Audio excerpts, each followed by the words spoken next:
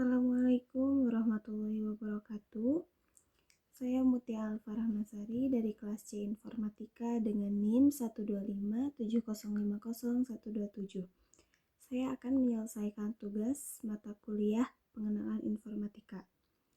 Di sini saya akan menjelaskan tentang definisi software atau Ghost in the Machine.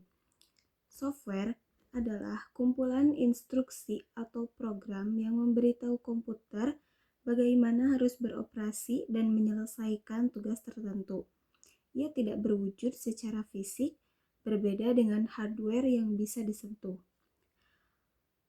Ungkapan "the ghost in the machine" sering dipakai untuk menggambarkan sifat abstrak software. Perangkat keras atau hardware adalah mesin, sementara software adalah roh atau hantu yang menghidupkan mesin tersebut. Tanpa software, hardware hanyalah benda mati yang tidak dapat melakukan apa-apa.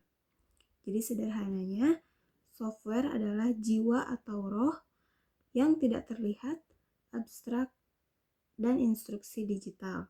Kalau hardware, tubuh atau mesin yang tampak secara fisik, komponen komputer. The Ghost in the Machine adalah metafora yang menjelaskan bahwa software membuat hardware hidup dan berfungsi. Contoh dalam kehidupan sehari-hari itu di smartphone.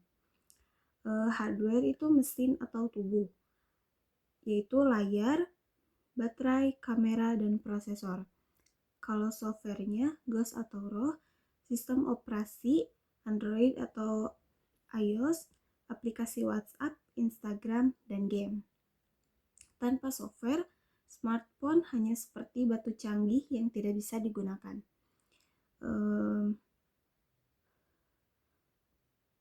Perbedaan software dan hardware. Kalau hardware itu perangkat keras. Definisinya, bagian komputer yang bisa dilihat dan disentuh secara fisik. Sifatnya berwujud, konkret, bisa aus atau rusak. Fungsinya menyediakan wadah atau fasilitas agar instruksi bisa dijalankan.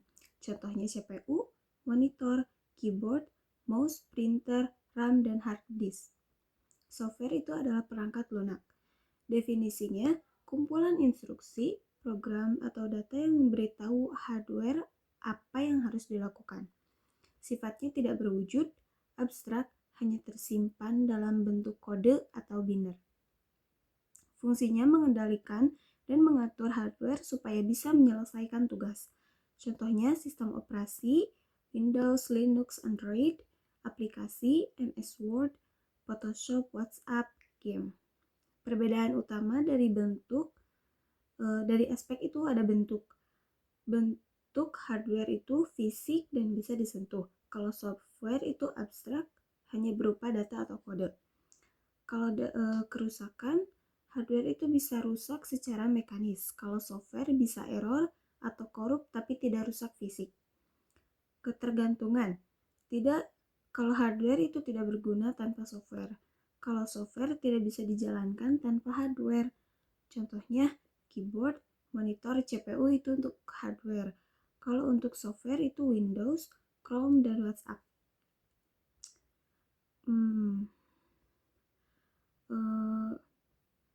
Contoh dalam kehidupan sehari-hari itu mengirim chat di WhatsApp. Hardware itu adalah smartphone, layar sentuh, prosesor, keyboard virtual. Kalau software itu aplikasi WhatsApp-nya. Jadi kita tuh mengetik pesan lewat layar itu hardware. Lalu WhatsApp software mengirimkannya ke orang yang dituju. Lalu mengambil uang di ATM. Hardware-nya itu mesin ATM yang ada layar, tombol, dan slot kartu. Software-nya itu sistem ATM, program bank yang mengatur transaksi. Analogi kreatif itu seperti tubuh dan jiwa.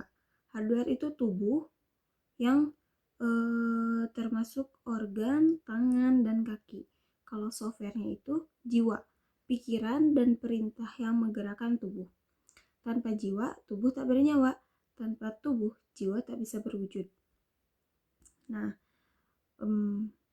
Pentingnya software di era modern itu bisa menggerakkan secara teknologi. Semua perangkat modern seperti HP, laptop, mobil listrik, bahkan kulkas pintar butuh software untuk berfungsi. Tanpa software, hardware hanyalah benda mati.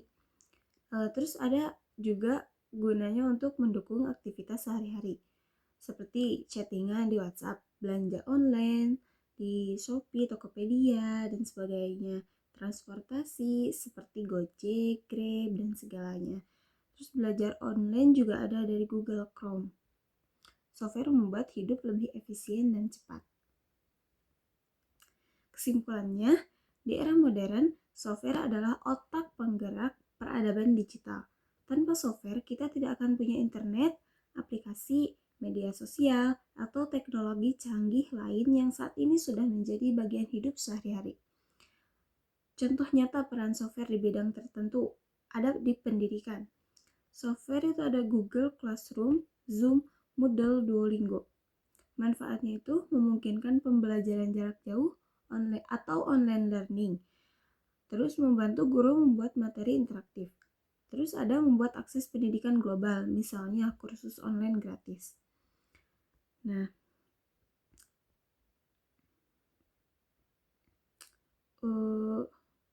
ada juga di sains dan teknologi. Software itu simulasi cuaca, permodelan 3D AI riset.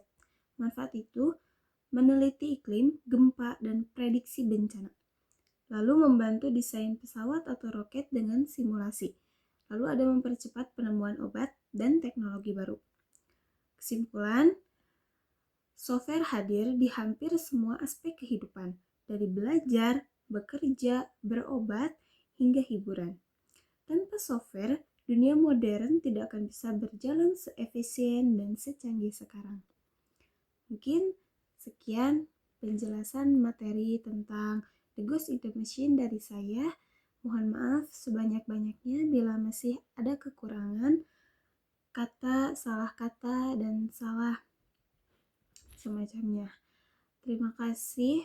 Wassalamualaikum warahmatullahi wabarakatuh.